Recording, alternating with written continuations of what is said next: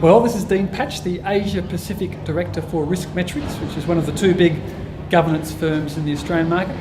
Dean's just convened the big governance conference here at the Melbourne Business School, and we're going to reflect on what we learned today. So, Dean, welcome to the main report, and what were the highlights for the conference for you today? Look, I think there were multiple highlights there. I think the session that concluded the conference was fantastic, where there was a clear divergence between some investors on whether takeovers were a good way, the formal takeover bid process was a good way to effect change of controls, or whether schemes of arrangements were. And Ross Barker from Australian Foundation Investment Company really came down. He was so anti schemes of arrangement. It was great to hear a long-term investor have a really strident view. So yeah, I thought that was a great session. What about, you had the Minister for Corporate Governance talking today, giving the overall big picture. What was your views, and what are your views on the whole Labor approach to corporate governance in the first 5 months in office? Well, the standout things for me were that they were open to new ideas. So that was a message that was clearly being reaffirmed right across the government, really, but certainly in the corporate law area. And that they picked out 2 or 3 areas that they were adamant that they actually would improve. And the first one being improving the disclosure around covered shorting. And so he was very strident about that, and I would expect that in the near term there will be real legislation moved to plug that gap. And if you were the top banana of corporate governance in Australia, what would be the top 1 or 2 things that you would do if you could click your fingers or wave a magic wand and change something in the whole Australian setting? What would it be?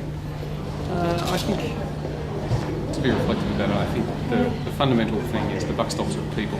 So refreshing the talent pool of Australia's directors, I think, is an urgent priority.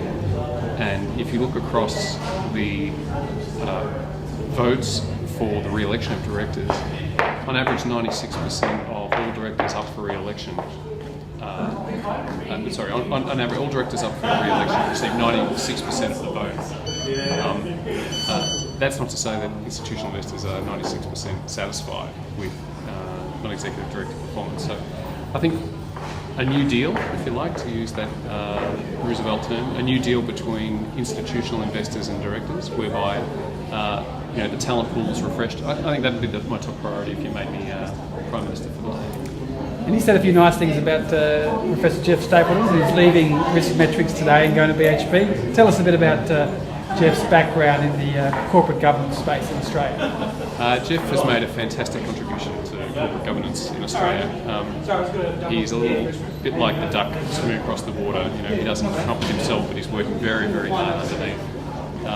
He first came to my attention when he was a PhD candidate, actually, back in 1996.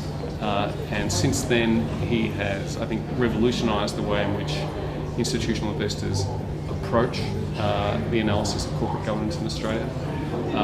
When we first started our business to analyse governance, no one was actually interacting with the companies themselves.